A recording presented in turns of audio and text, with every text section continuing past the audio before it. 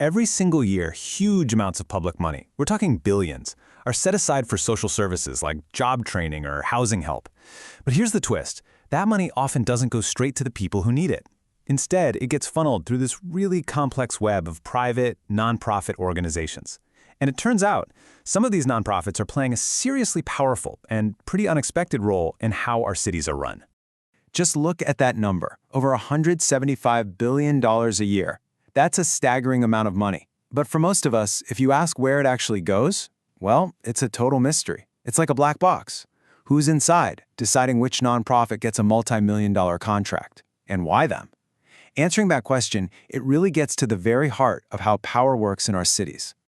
So how did we even get here? Well, to get it, you have to rewind to the 1980s. Two huge policy shifts pretty much changed the whole game. First, privatization. That just means the government started hiring outside groups, like nonprofits, to do the work of public services. At the exact same time, devolution shifted the power to hand out those contracts away from the federal government and down to local officials. All of a sudden, your city hall was controlling these massive budgets, and that created a whole new political landscape. Okay, so here's our game plan for this explainer. We're going to crack open that black box. First, we'll look at this powerful new model of urban politics. Then, and honestly, this is the really fascinating part, we're going to break down the specific research tools somebody had to use to uncover it all. And finally, we'll see why understanding how we know something is just as important as what we know. Right. So this big shift to local privatized services made it incredibly hard to follow the money. I mean, with all these crucial decisions happening behind closed doors in city halls, it became almost impossible for regular citizens or even journalists to see the full picture of who was getting funded and, the real reasons why. That is, until sociologist Nicole Marwell did something pretty remarkable. She basically went undercover. She embedded herself in this world for more than 3 years. By volunteering at a bunch of different community organizations, she got to see how the system actually works from the inside out.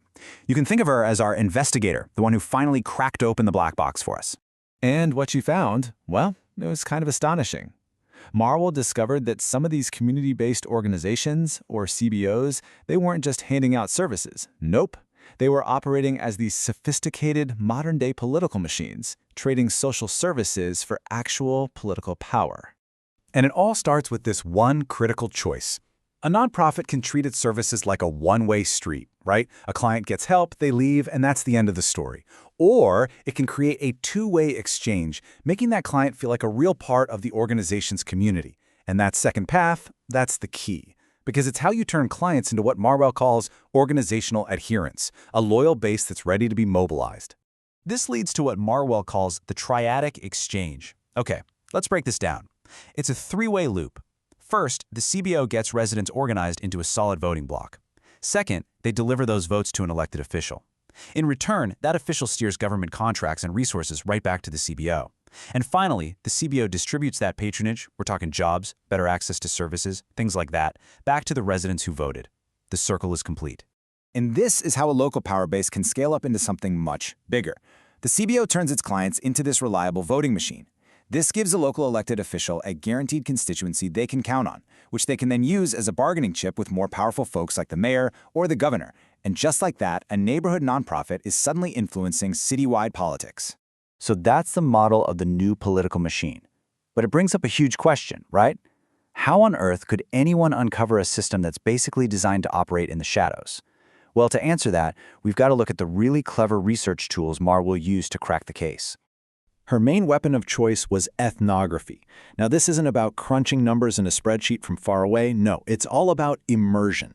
It's about spending a long time right there in the middle of it all to get a real insider's view and to understand the world the way the people living it do. You get to see all the subtle, unwritten rules of the game. All right, let's dive into the specifics. What were the actual techniques that let Marwell get inside that black box and piece together this hidden political machine? This table basically lays out her whole investigative toolkit. And you'll notice she didn't just use one method. She combined a bunch of powerful techniques. She used participant observation, literally volunteering for months just to see what was happening off the record. She used triangulation, which means she combined her observations with interviews and documents to double-check everything. And crucially, she linked tiny micro events like a senior picnic to huge macro politics. And finally, she used purposive sampling, strategically picking very different neighborhoods to get these really rich comparative insights. It was putting it all together that let her see the full picture. So this idea of triangulation is so important. Think of it like building a 3D picture of what's going on. You're not just relying on one angle. By observing what people actually do, then interviewing them about why they do it, and then analyzing documents the organization puts out, you can confirm what you're seeing from multiple directions. It just makes your final conclusion so much more solid and trustworthy. And here's a perfect example of what that kind of deep dive can uncover. Marwell found that one CBO was doing its most direct and, frankly, legally sketchy political work through a sort of shadow political club. This let the main organization keep its squeaky clean nonprofit status while still acting as a political force. Now that is a secret you are never, ever going to find in an official annual report. This is a fantastic example of that micro-macro link. So on the surface, you see an annual community retreat. Looks like a simple team-building event, right? But through her research, Marwell realized it was actually a carefully staged performance. The CBO was showing off its organized, loyal base to top officials to send a crystal clear message. See all these people? This is our constituency. This is our political power. So you better keep those contracts flowing. Okay, so you might be thinking, why do we just spend all this time talking about research methods? It's because when a study reveals a hidden system like this one, the how is absolutely everything. For us to trust these kinds of explosive findings, we have to be able to trust the evidence. The rigor of her method is what makes her conclusions so powerful and so credible. The ultimate goal of this kind of detective work is to produce what researchers call thick description. It's not just stating a fact like, the CBO helped people vote. It's about telling the rich, detailed story behind that fact, the whole web of pressures, favors, and history that explains why it all happens. It lets us step inside their world and really understand it.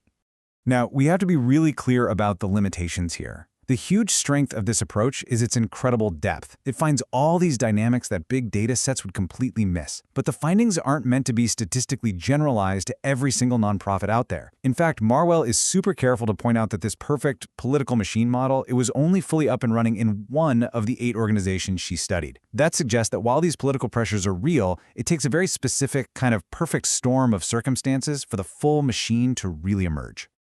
And that leaves us with one last, really powerful question to think about. Marwell's work is an amazing reminder of how deep, immersive research can pull back the curtain on the hidden systems that truly shape our world. It kind of makes you wonder, right? What other invisible machines are operating all around us, just waiting for someone to take the time to look closely enough to finally see them?